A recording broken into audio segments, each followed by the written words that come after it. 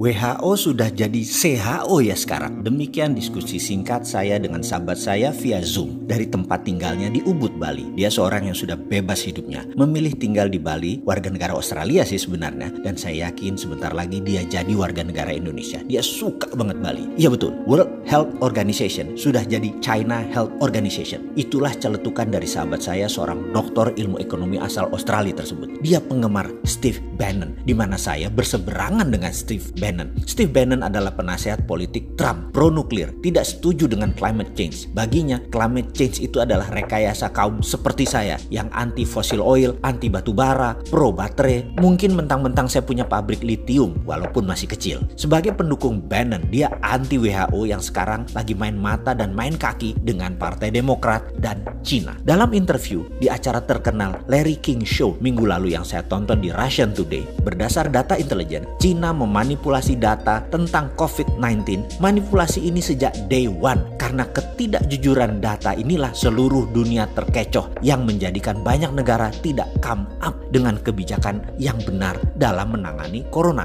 Cina di bulan Januari dengan bos WHO melakukan false information ke seluruh dunia dengan mengatakan virus corona menyebar hanya dari animal to human, tidak bisa human ke human. Virus dikatakan hanya bisa menyebar dari binatang ke manusia, tidak bisa dari manusia ke manusia. Inilah yang membuat banyak negara jadi tidak aware mematikannya dan kecepatan penyebarannya virus corona ini. Saat ini komunitas dunia marah dengan Cina dan mungkin akan melakukan tuntutan internasional serta sanksi bagi Cina. Cina bermain dengan siapa? Dengan bos WHO, Dr. Tedros Ghebreyesus, yang menutupi fakta sebenarnya akan fatalitas corona tahap awal ini. Dikatakan bahwa tidak terlalu mematikan corona itu. Fakta berikutnya, di bulan Januari sebelum lockdown, Cina membeli 250 juta APD, alat pelindung diri, di seluruh dunia sebagai tindakan balasan atas tindakan Amerika tersebut. Bos WHO bocorkan ke Cina sehingga Cina bisa pukul balik dengan mengunci peralatan medis yang di kemudian hari, yaitu sekarang Cina buat uang besar sekaligus membalas. 250 juta APD itu adalah separuh kebutuhan APD dunia saat ini, termasuk APD dari Indonesia dibeli Cina kala itu. Ternyata begitu dunia kena, dunia tersadar karena dikatakan tidak mematikan, ternyata mematikan, sehingga dalam false information yang jadi acuan banyak negara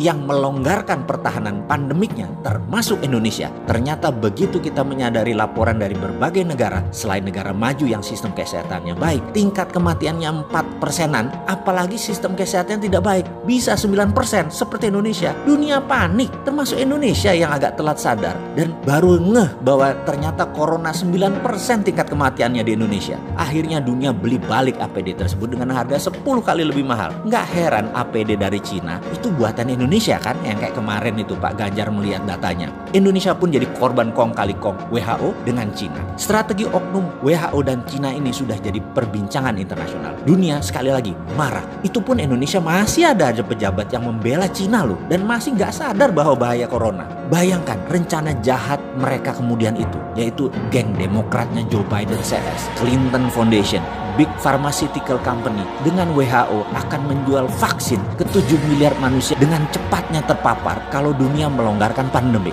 Ini big business dan ini menjadi senjata untuk menjatuhkan Trump. Ini membuat Trump marah luar biasa karena kecele dimainkan di dalam dan di luar negeri. Dia tuntut WHO, dia hentikan sumbangan Amerika ke WHO dan bahkan akan keluar dari WHO. Rencana besar akan memvaksin 7 miliar manusia di dunia ini menjadi serangan terbuka oleh Trump. Pasti dia gagalkan rencana koalisi besar Cina, Partai Demokrat, dan WHO ini. Jujur, bagi saya ini bedil sudah dikokang semua. Ini bisa military war. Mengingat sejarah sebentar ya. Kita tahu zamannya Obama, Cina itu mitra strategis. Baru zamannya Trump diperangi Cina itu. Ini info agar semua sahabat paham betapa cairnya dan dinamisnya geopolitik dunia itu. Apa yang dilakukan Trump? Trump tekan India untuk memberikan obat ke Amerika segera. India memproduksi obat corona dipaksa diberikan ke Amerika saat ini juga. Ingat, saya pernah katakan jauh-jauh hari setelah Cina, Amerika melirik India. Tadinya Indonesia ya, karena Indonesia nggak paham, jadi melirik India. Amerika bangun India persis seperti dukungan Amerika di tahun 2000-an, di mana 30% pabrik Amerika dipindahkan ke Cina. Sekali lagi, saya ingatkan, obat vaksin corona India nanti rajanya. Sahabat, Sahabat, data ini valid dan ada di mana-mana. Terbuka kok data ini, cek aja. Steve Bannon yang terang-terangan membuka aib WHO ini. Ceklah marahnya Trump dengan dunia farmasi Amerika yang ternyata main dua kaki, dukung dan angkat Trump di awal, lalu dibanting kemudian mereka pindah ke Partai Demokrat. Anthony Fauci, Director of National Institute of Allergy and Infection Disease, sebagai orang Trump di dalam penyelesaian Coronavirus Task Force, adalah orang yang bermain di 6 presiden Amerika, adalah juga orang di balik SARS dan AIDS dengan ciptaannya di Perancis. Ini salah satu yang memulai skenario biological warfare ini sejak awal dari pihak Amerika. Sekarang di COVID-19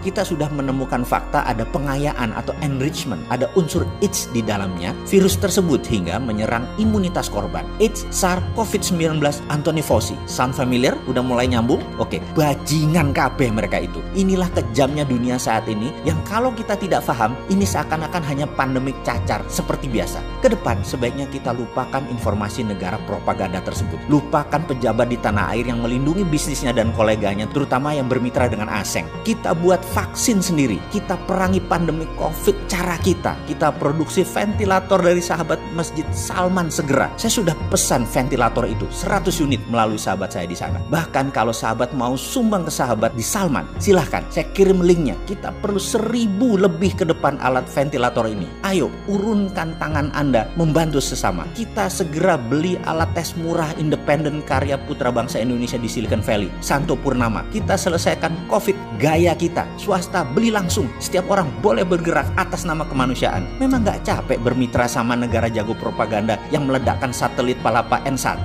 dan banyak lagi alat abal-abal seperti termometer. Bodong lah juga informasi yang dimanufaktur. Cina itu memang memanufaktur apa aja. Cina itu memanufaktur semuanya, termasuk data dimanufaktur sama mereka.